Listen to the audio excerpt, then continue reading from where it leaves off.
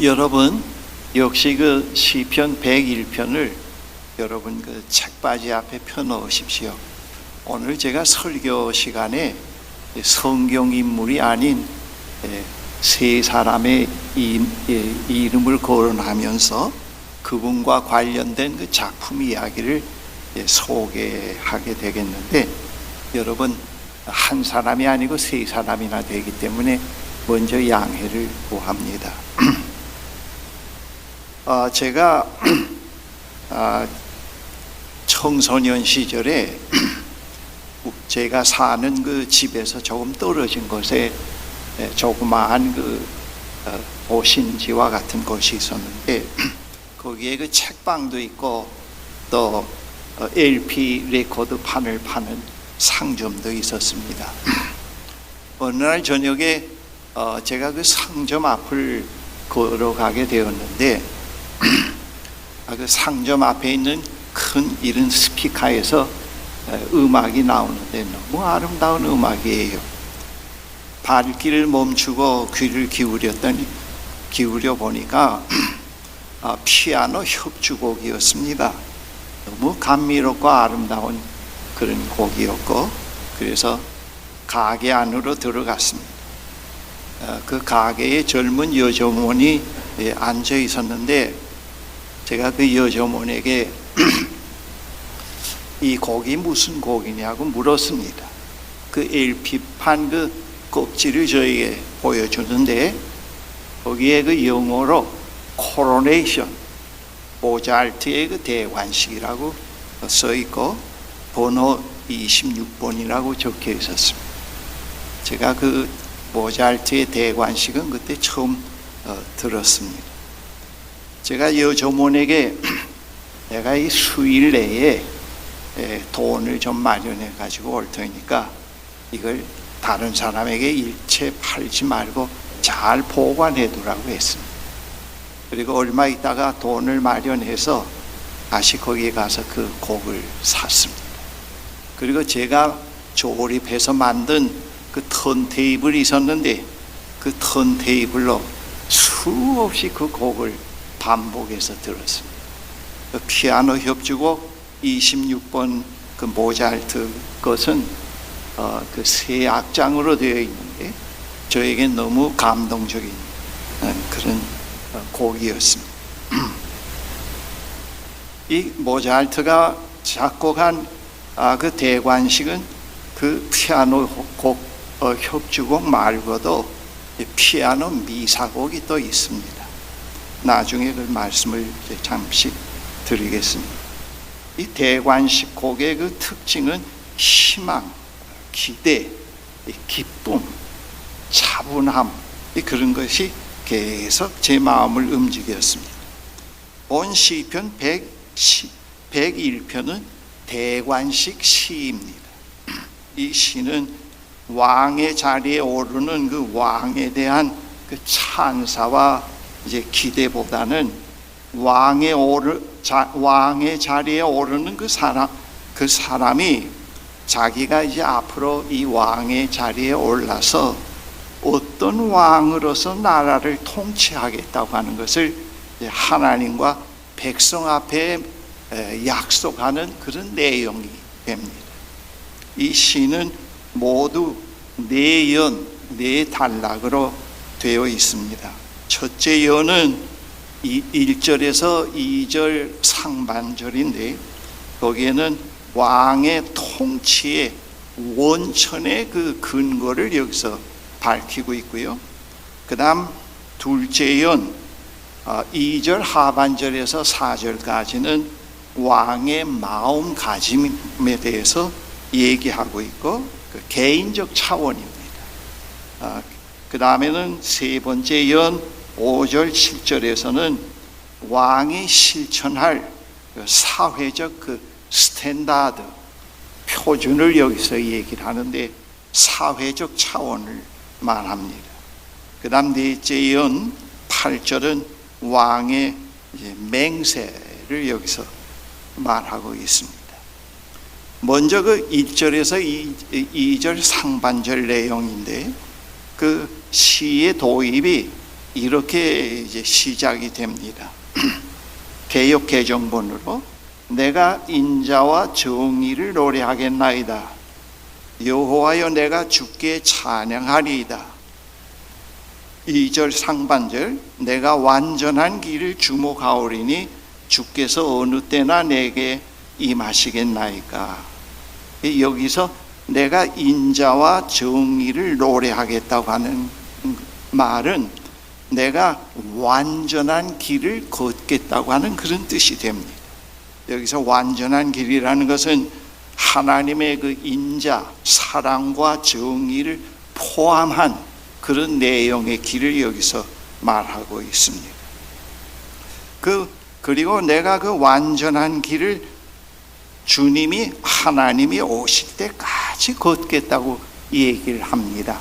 근데 그 종말론적인 의미를 여기서 말하고 있는데, 그리고 나서 내가 그 완전한 길을 2절 상반절에 보면은 주목하겠다고 했는데, 여기서 개역 개정본에서는 이 주목하겠다고 했는데 본래 뜻은 이 주목하겠다는 말을 매일매일 깊이 묵상해 가겠습니다, 그런 뜻입니다. 이 말씀을 매일매일 깊이 묵상해 가겠습니다.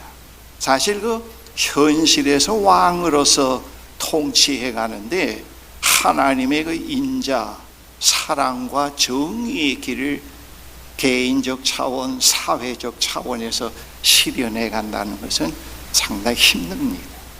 왕의 연한이 더해 갈수록, 경험이 더해 갈수록 이 내용은 자꾸 깊어질 수가 있고 또 그렇지 않을 수도 있죠. 그래서 여기서는 그 깊이 묵상해 가면서 하나님이 오실 때까지 이것을 지키겠나이다 하는 뜻입니다. 이 인자와 정의의 길이 그렇게 단순한 길이 아니라는 것을 말해주고 있습니다. 다음으로는 2절 하반절에서 4절까지인데요. 여기에 그 인자와 정의의 길을 왕 자신이 개인적으로 어떻게 받아들이고 그 내용을 소화시켜 가면서 통치하겠는가 하는 것을 여기서 말을 해주고 있는데요. 역시 그 본문을 보면은 내가 완전한 마음으로 내 집안에서 행하리이다. 나는 비천한 것을 내 눈앞에 두지 아니할 것이요 배교자들의 행위를 내가 미워하오리니 나는 그 어느 것도 붙들지 아니하리이다. 사악한 마음이 내게서 떠날 것이니 악한 일을 내가 알지 아니하리로다 했습니다. 그 2절 하반절 내가 완전한 마음으로 내 집안에서 행하겠다고 했는데 이 완전한 길을 묵상해 가면서 최선을 다해서 그 길을 걸어가면서 왕으로서의 통치를 해가겠다고 하는 뜻입니다. 그러면서 그 내용을 구체적으로 어떻게 자기가 이해하고 개인적으로 실천해 갈 것인가 하는 것을 3절 4절에서 이렇게 밝히고 있습니다. 내가 비천한 것을 내 앞에 두지 아니하고 하는 말은 이 타락한 자들, 그 주변 국가에서 우상을 섬기는, 특별히 가나안 족속들이 섬기는 그런 신들, 그러한 것들을 섬기는, 자기가 섬기지 아니하고 그것들을 특별히 멀리하면서 그 다음에는 그 사악한 마음이 내게서 떠날 것이니, 이런 마음이 비뚤어진 자와 흉계를 꾸미는 자와 손을 잡지 않겠다고 하는 뜻입니다. 역시 특별히 역사를 보면은 이 통치자들은 자기의 야망과 자기의 어떠한 그 욕심을 실현하기 위해서 거의 다 마음이 비뚤어진 자들, 타락한 자들을 옆으로 모아서 신복으로 그들을 시킬 수 있지 않습니까? 그런데 여기서는 그 시인이 그러한 자들과 멀리 하겠고 그 다음 그 사악한 마음이 내게서 떠날 것이라고 했는데, 마음이 비뚤어진 자들과 흉계를 꾸민 자들과 손을 잡지 아니할 뿐만 아니라 자기가 타락한 사람이 되지 않겠다고 하는 것입니다. 부패한 마음을 가진 욕심과 권력욕에 사로잡힌 왕으로서 살지 않겠다고 하는 것. 계속이 하나님의 정의의 길과 인자의 길을 묵상해 가면서 바른 마음을 갖도록 자기가 늘 깨어 있겠다고 하는 그런 서약을 여기서 하고 있습니다. 그 다음에는 5절 7절에 이 인자와 정의를 사회적 차원에서 어떻게 실현해 갈 것인가 하는 것을 말해주고 있는데요, 아주 상당히 중요한 것을 얘기합니다.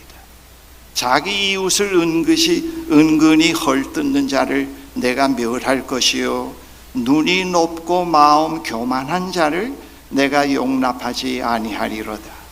그 다음, 내 눈이 이 땅에 충성된 자를 살피며 나와 함께 하리니 완전한 길에 행하는 자가 나를 따르리이다. 그 다음, 거짓을 행하는 자는 내 집안에 거주하지 못하며 거짓말을 하는 자는 내 목전에서 서지 못하리로다 했습니다. 시에서 먼저 그 눈이 높고 마음이 교만한 자를 용납하지 않겠다고 했습니다. 이웃을 헐뜯는 험담꾼들에게 재갈을 먹이고 거만한 자들을 그대로 두지 않겠다고 하는 겁니다. 그리고 왕 자신이 그러한 자들과 사귀면서 왕위를 존속시켜 가지 않겠다고 하는 뜻입니다. 그리고 이런 자들을 신복으로 쓰지 않겠다고 하는 뜻입니다. 여기서 인자와 정의의 개념이 보다 사회적으로 객관화된 내용으로 여기서 나타나고 있습니다. 그와는 달리 그 다음 절 보면은 내 눈이 이 땅에 충성된 자를 살피고 나와 함께 살게 하고 완전한 길에 행하는 자가 나를 따르게 하겠다고 했는데, 올바르고 정직한 자들과 하나님의 인자와 정의를 사랑하는 자들과 함께 자기가 왕으로서의 통치를 해가겠다고 그렇게 얘기를 하고 있습니다. 그 다음에는 거짓을 7절에 행하는 자는 내 집에 거주하지 못하고 거짓말하는 자는 내 목전에 서지 못하게 하겠다. 속이는 자들과 아첨하는 자들은 왕이 통치하는 그 통치의 영역에 들어오지 못하게 하겠다. 거기에 존재하지 못하게 하겠다 하는 그런 뜻입니다. 설 자리가 없게 만들겠다. 그 통치의 영역이, 왕의 통치의 영역이 국가 전체가 아니겠습니까? 그렇죠? 그 국가 전체의 모든 관직과 공직 자체가 밝게 만들겠다. 어둡게 만들어서 부정부패가 전부 알을 까게 만들고 백성들이 고통을 받게 하는 그런 통치가 이루어지질 않겠다. 자기가 통치하는 모든 영역이 그런 것들이 존재하지 못하도록, 그런 마음에 그런 씨앗이 배태하지 못하도록 밝게 통치해 가겠다. 그런 뜻으로 여기서 해석해 갈 수가 있습니다. 마지막 그 연 8절의 내용인데요, 아침마다 내가 이 땅의 모든 악인을 멸하리니 악을 행하는 자는 여호와의 성에서 다 끊어지리로다 했습니다. 아첨꾼들, 거짓말하는 자들, 이웃을 헐뜯는 자들이 살기 좋은 세상이 아니고 의인이 살기 좋은 세상을 만들어 가겠나이다, 그 뜻입니다. 그 이유는 왕이 하나님을 사랑하기 때문입니다. 하나님의 정의와 하나님의 인자를 사랑하기 때문입니다. 하나님의 인자, 즉 사랑과 정의 자체가 완전함입니다. 여러분, 그 영어 단어에 인테그레이트라고 하는 말이 있는데, 인테그레이트 동사는 근데 그것은 하나의 그 분열이 아니고 통합을 의미합니다. 정의와 사랑이 분리되지 않은 통합된 그런 길을 여기서 말합니다. 즉 완전한 그런 삶. 이 시에서 왕은 자신이 그런 완전함을 묵상하면서 그 길을 걷겠다고 합니다. 왕이 그러한 길을 걷게 될 때 이미 말씀드린 대로 사회가 이제 밝아지게 되죠. 밝아지게 되고 그 밝아지는 사회 속에서는 그 부정부패가 둥우리를 틀 수 없습니다. 그런 것이 자리 잡을 수가 없습니다. 반대로 사회가 어두워질 때는 모든 공직의 자리는 부정부패가 알을 깔은 둥지를 틀게 됩니다. 그게 벌써 끝장이죠. 그 라틴어 격언 가운데 이런 격언이 있어요. 어느 정권을 맡은 사람이 그런 책임자가 벌써 망하게 하기 위해서 하나님은 벌써 광기부터 부리게 만든다. 그래서 그 광기가 극치에 달할 때 하나님이 치신다 그랬습니다. 그 역사를 보면은 거의 멸망한 정권, 멸망한 통치자들의 만료가 광기에서부터 시작되었어요. 아첨하는 자들을 좋아하고 헐뜯는 자들을 좋아하고 정권을 연장시키려고 하고 백성들의 안령과 하나님의 뜻은 외면하고 말이죠. 그 자기의 야망을 성취하려고 하고 그리고 자기의 그 이름을 내기 위해서 큰 거처를 마련하기도 하고 기념관도 세우게 하고 그 광기가 끝에 달하곤 합니다.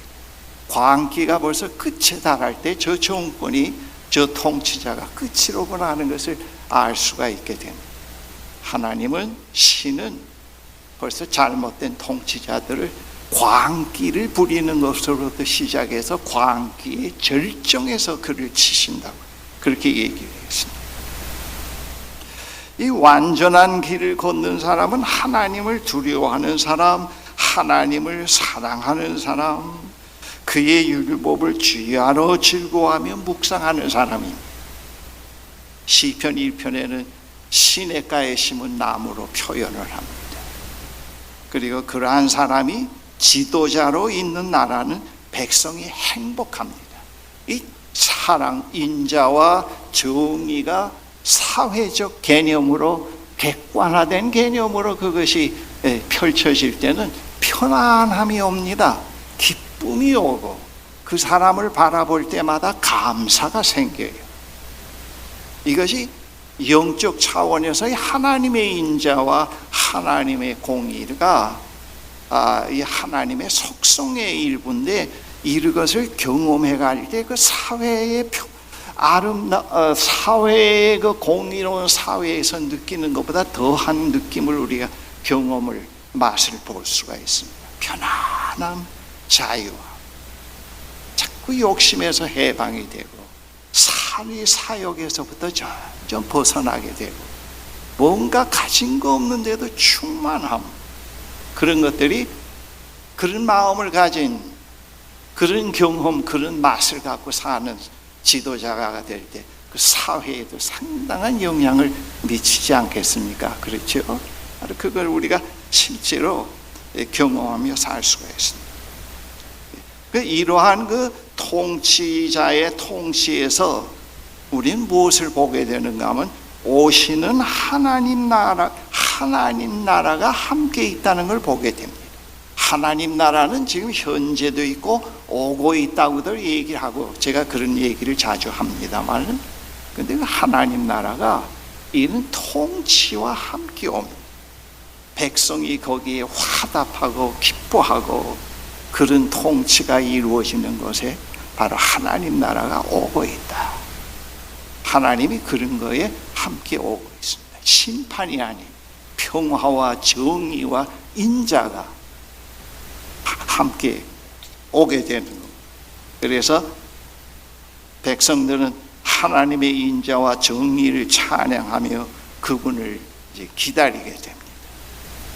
이 모차르트의 그 피아노 협주곡 대관식 말고 그 미사곡이 또 있는데 그 미사곡은 옛날에 그 교황 취임 때 자주 사용을 했습니다.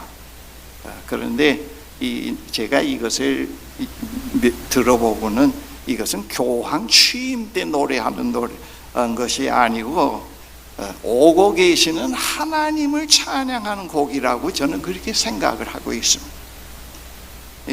우리가 살고 있는 이 우주에 바로 이런 왕의 통치와 함께 오고 있는 하나님의 그 취임, 역사의 취임, 역사의 자리함, 그것을 가지고 우리가 이 미사곡을 하나님을 찬양할 수 있죠.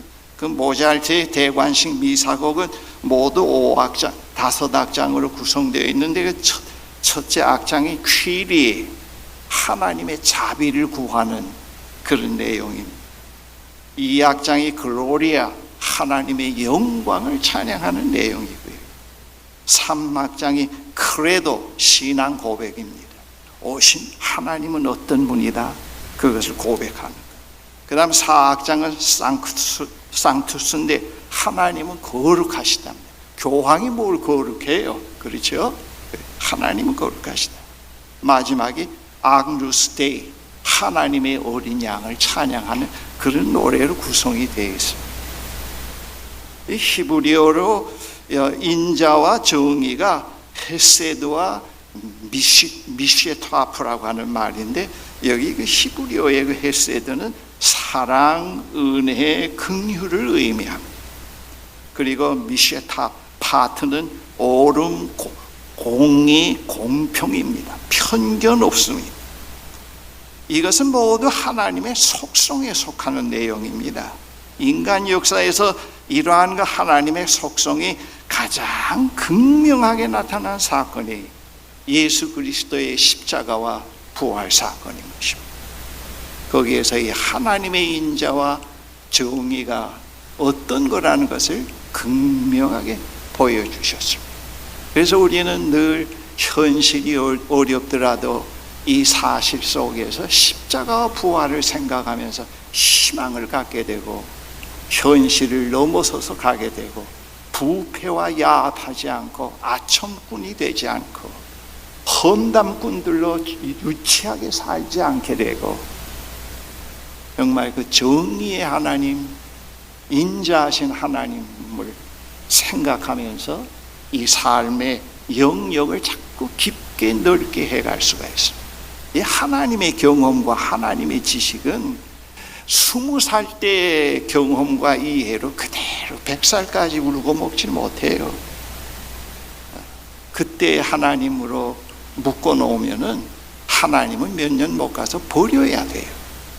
인간의 온갖 고난 속에서 이 하나님과 동행하는 과정에서 이 하나님을 자꾸 새롭게 이해하고 깨닫고 하나님을 경험해 가는 과정 속에서 하나님을 찬양할 수가 있고 하나님의 영광을 기릴 수가 있습니다. 그만큼 깊어요. 그런데 그 십자가와 부활 속에서 우리는 묵상할 때마다 자꾸 우리의 인생의 연륜이 달라질수록 새로운 의미로 다가오고, 오늘 우리 시대의 그 십자가와 오늘 우리 시대의 그 부활의 사건을 더 새롭게 이해하며 그것을 붙잡고 일어서서 살아갈 수 있는 삶의 근거가 될 수 있고 힘이 될 수가 있는 것입니다. 이미 말씀드린 대로 이 하나님의 속성 가운데 하나인 이 인자와 정의는 담대함 경험 속에서 떳떳함, 따뜻함, 긍휼, 그것을 우리가 경험할 수가 있어요. 매일매일 하는 건 아니더라도 그 하나님의 임재 속에서 우리가 그것을 경험할 수가 있습니다. 이 스위스의 정신분석학자 칼 융이 오랜 기간 상담으로 치유해오던 여성이 있었습니다.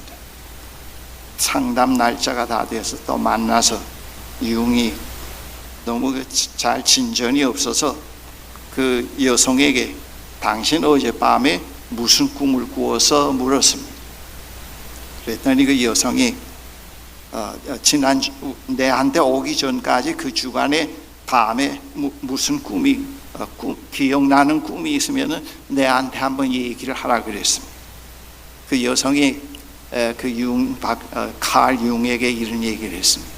내가 어느 날 저녁에 꿈을 꾸는데 내가 큰 벌판 조용한 곳에 한가운데 서 있는데 그 뒤에서 아름다운 멜로디가 들려서 뒤를 돌아보니까 저 멀리 예배당이 하나 있는데 또 어느 성당이 있었는데 거기서 큰 멜로디가 울려 나오더라고 그랬습니다. 그래서 내가 그것을 좀 가서 직접 보기 위해서 갔다고 했습니다. 가서 보니까 그 창문들이 있는데 창문 안을 가만히 들여다 보니까 거기에는 흰 옷을 입은 사람들이 얼굴이 환하게 피어서 손을 높이 들고 정말 그 아름다운 찬양을 부르고 있다는 것이 있다고 했습니다. 그래서 너무 들어가고 싶어서 정문으로 가서 들어가려고 하니까 거기 수위가 정문지기가 못 들어가게 막습니다. 이 여자가 늘상 해오던 방식으로 무엇든지 자기 욕망과 자기 앞에서 방해거리는 돈으로 권력으로 해오려고 하는 습관이 있었던 겁니다. 그래서 이번에도 돈으로 해결해 보려고 돈을 꺼내서 그 수위 문지기의 손에 이렇게 쥐어줬더니 그 문지기가 하는 말이 돈을 그 여성에게 주면서 여기는 돈으로 들어갈 수 있는 것이 아니에요. 여기는 저 안에 있는 사람들처럼 흰 옷을 입어야 들어갈 수가 있습니다. 그리고 꿈을 깼는데 너무 아쉽더라. 그런 꿈을 얘기를 했어요. 그때 융이 거기서 그 사람에게 뭐라고 얘기했는가 하면 당신이 지금까지 치유가 안 되는 것을 내가 알았습니다. 당신의 불행의 문제, 골치 아픈 거, 불면의 문제, 어떤 또 가정의 문제를 전부 다 자기가 크리스찬이라고 얘기했답니다. 그 여자가 융하고 상담하는 과정에서 교회도 가고 그랬는데 교회 가서 예식으로 교회의 어떤 그런 종교의식으로 문제를 해결해 보려고, 그리고 당신의 어려운 문제를 전부 그런 방식으로 해결해 보려고 삶을 근본적으로 바꾸고 회개하고 새 삶으로 살아가지 않으려고 하기 때문에 그 새 삶을 살지 못하는 낡은 삶이 당신에게 불면을 가져오고 삶을 얽히게 만들고 있는데도 와서 나하고 상담해서 약으로 해결하려고 그러고 일시적인 위안을 받고 돌아가려고 하고 그 약발로 잠깐 살고, 그래서 해결이 안 됐다고 그 얘기를 했어요. 그러면서 융이 하는 얘기가 저거 예수쟁이들 있지 않냐고, 저 예수쟁이들이 모이면은 찬송도 하고 기도도 하고 떠드는데 그 예수쟁이들이 있는 곳에 가서 함께 얼마 동안 살아보라고. 그러면 거기에서 상당한 변화가 있을 수 있고 당신의 삶이 새롭게 될 수 있는 가능성이 있다고 했습니다. 여러분 그 여성이 꿈에서 본 그 성당 안에서 또는 교회 안에서 흰 옷을 입은 사람들이 얼굴이 환하게 높이 손을 들고 하나님을 찬양하는 그것이 바로 그 대관식 아니겠습니까? 그렇죠. 구속받은 자들이 오고 계시는 하나님, 현재 험한 세상이지만 거기에서 함께 계시는 하나님을 찬양하는 삶, 그건 누구에게도 빼앗길 수가 없다고 하는 거예요.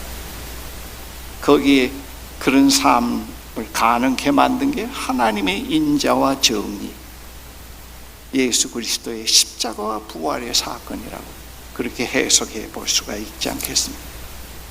이 끝으로 제가 과거에 독일 하이델베르그 대학에 한 6개월 그 대학에 좀 교환 학생은 아니더라도 가서 좀 있었던 경험이 있는데, 그때 그 외국 학생들, 여러 나라 학생들을 어느 날 데리고 버스에 다 태워서 좀 떨어진 그 교회 정말 아름다운 마을에 데려갔어요. 근데 교회당이 있는데 그 교회당 앞에 그 돌계단이 상당히 높아요. 한 20계단이 되는 것 같아요. 그 마당에 전부 이동식 의자들을 한 150개 놓고 거기 시장도 오고 동네 사람도 왔어요. 그 우리를 거기에 앉게 하고 거기에서 그 로시니가 작곡한 그 윌리엄 텔 쉴로, 독일의 시인 그 쉴로가 작곡한 시곡으로 만든 그 윌리엄 텔 그 오페라를 매우 요약된 내용으로 뮤지컬 비슷하게 그 층계에서 배우들이 연기를 하는 걸 제가 봤습니다. 그 내용을 잠깐 말씀드리겠는데, 그 알프스가 스위스 또 오스트리아 또 이태리를 다 이렇게 접하고 있는데, 그 스위스 쪽 그 알프스의 험준한 그 산 기슭에 스위스 주입니다. 우리 주가 있었습니다. 우리 주는 나의 하나님이라는 뜻이 아니고 그 스위스의 주 이름입니다. 우리 주가 있었는데 그 주가 BC 14세기경인가요? 그때 그 오스트리아의 합스부르크가라고 하는 그런 거기 왕정에 의해서 지배를 당한 적이 있었습니다. 근데 상당히 어려움을 많이 겪었습니다. 사람은 많지 않아도 그때 그 오스트리아 총독으로 헤르만 게슬러라고 하는 총독이 거기에 파송이 되었는데, 이 사람이 얼마나 고약한 사람인지요. 일제시대에 살아보진 않았지만 이등방문이 못지않았던 것 같습니다. 그 기록을 보니까 그가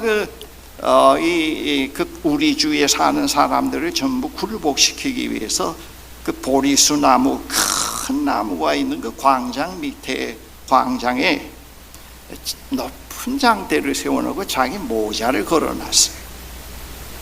걸어놓고 오고 가는 사람에게 인사를 하게 했습니다. 인사를 안 하는 사람은 잡아다가 감옥에 넣고 고문도 하고 그랬습니다.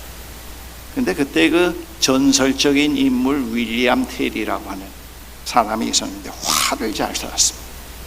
근데 그 윌리엄 텔이 어느 날 그 어린 아이를 데리고, 아들을 데리고 그쪽을 지나가는데 게슬러 부하들이 거기서 숨어서 봅니다. 윌리엄 텔을 잡기 위해서. 둘째 어린 아들이 그 짱대에 있는 그 모자를 보고 뭐라고 얘기를 합니다. 윌리엄 텔이 인사를 하지 않고 그냥 지나가니까 그 텔에 부하들이 숨어 있다가, 게슬러 부하들이 숨어 있다가 텔을 붙잡아서 게슬러 앞으로 데리고 갔습니다. 게슬러는 텔을 감옥에 가두기 위해서 모든 수단 방법을 지금 써오다가 마침 잘 됐다 생각을 합니다. 게슬러는 윌리엄 텔에게 이런 제안을 합니다. 저 먼 거리에 너희 아들을 세워놓고 그 머리에 사과를 얹어놓고 가서 화살을 쏘아서 그 화살이 관통하면은 너를 살려주고, 만약 실패하면은 감옥에 가두었다가 너를 죽이겠다고 했습니다. 둘 중에 하나를 선택하라고 했습니다. 감옥에 가든지 그걸 하든지.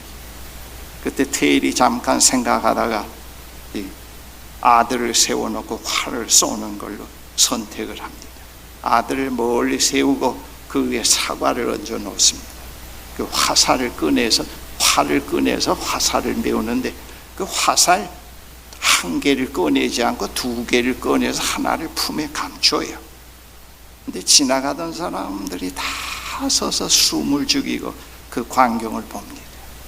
이 테일이 팔에 화살을 메워가지고 당겨서 숨을 죽이고 당기고 쏘니까 그 쏜 화살이 아들의 머리 위에 있는 사과를 관통합니다.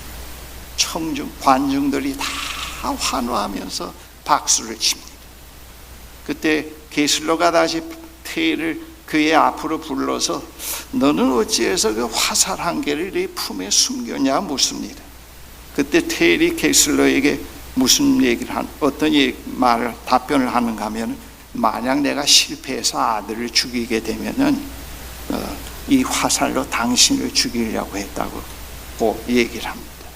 그때 그 게슬러가 뭐라고 얘기하는가 하면, 너는 내가 무섭지 않느냐? 내 생명을 죽이기도 하고 살릴 수 있는 권한을 가진 나인데 넌 내가 무섭지 않니? 그랬더니 그 텔이 뭐라고 얘기하는가 하면요, 이게 그 로시니의 오페라를 많이 축소한 건데 그 마지막 장면이 그렇게 끝납니다. 뭐라고 얘기하는가 하면, 나는 지금까지 살아오면서 하나님 한 분 외에는 무서워한 사람이 없습니다. 얘기를.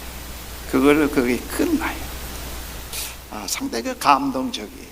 꽤 오래전에 본 내용인데도 제가 이 줄거리를 이 정도로 기억할 수 있었다면 상당히 그 인상적이었다고 얘기할 수가 있겠죠. 그걸 얼마나 감동적인데, 이건 참 기억에 남습니다. 제가 요즘에 기도하는 게 있어요. 주님이 오실 때까지 우리나라에 진정 하나님을 두려워하는, 하나님의 정의와 하나님의 인자를 묵상하는 참 용기 있는 지도자를 세워주세요. 우리 국민들이 영적으로 깨어나서 그런 지도자를 세울 수 있는 지혜를 우리들에게 주세요. 그랬습니다. 이건 지극히 개인적인 얘기입니다. 우리 손자가 있는데 우리 손자뿐만 아니라 우리 손자 또래의 아이들이 다음에 내가 죽은 다음에 저 평양에 가서 김정일 동상 앞에서 절하게 될까봐 얼마나 때때로 소름이 끼치는지요. 이런 세상을 물려주는 할아버지가 되면 안 되지 않겠나, 그런 생각이 들어요. 아버지요, 이 나라에 정말 하나님을 사랑하는 그런 통치자를 세워주셔서 이념적 갈등을 넘어선 자유와 평화와 이 하나님의 인자가 기초가 되어진 자유 대한민국을 바르게 세워서 과거를 묻지 않고 여기에 동의하는 모든 사람들을 다 용서하고 함께 통합된 이 나라를 세워가시고, 하나님이 우리 대한민국에 편안히 거하시는 쉐키나, 하나님이 편안히 거하시는 그런 나라로 삼아주세요. 그리고 그런 나라로서 이 전 세계의 동남아시아뿐만 아니라 하나님의 복음을 전하는 그런 나라가 되게 해주세요. 여러분이 아세아나 유럽을 다녀봐도 이 한국만큼 아름다운 나라, 수준 높은 국민이 없다고요.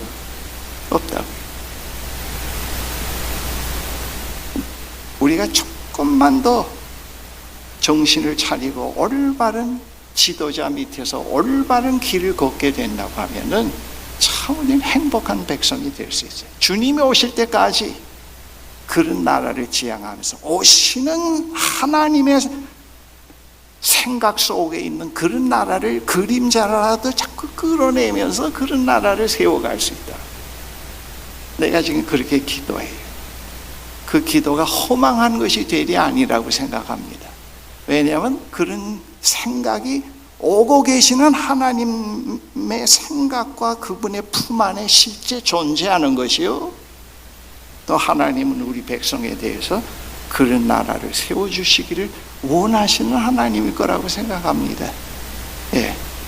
그래서 우리는 늘 그런 희망을 가지고, 아까 우리 신 목사님도 기도했지만 질병, 정치적 혼란, 홍수 문제가 많잖아요. 지금 이 뜻 있는 사람들의 얘기를 가끔 들어보면 대부분 뜻이 있고 생각이 제대로 된 사람들의 공통적인 얘기가 이 나라라고, 대한민국이라는 이 나라가 지금 어디로 가고 있는지 불안해서 못 살겠대요. 그 불안하다는 게 공통적으로 나타나 있습니다. 그리고 이 나라를 이끌어가는 사람들을 믿을 수가 없다고 하는 거예요. 우리는 이런 시대에 상당히 중요한 위치에 있다고 봅니다. 우리는 기도하면서 희망을 가지고 그런 때를 향해서 우리가 나아가야 되겠습니다. 기도하십시다.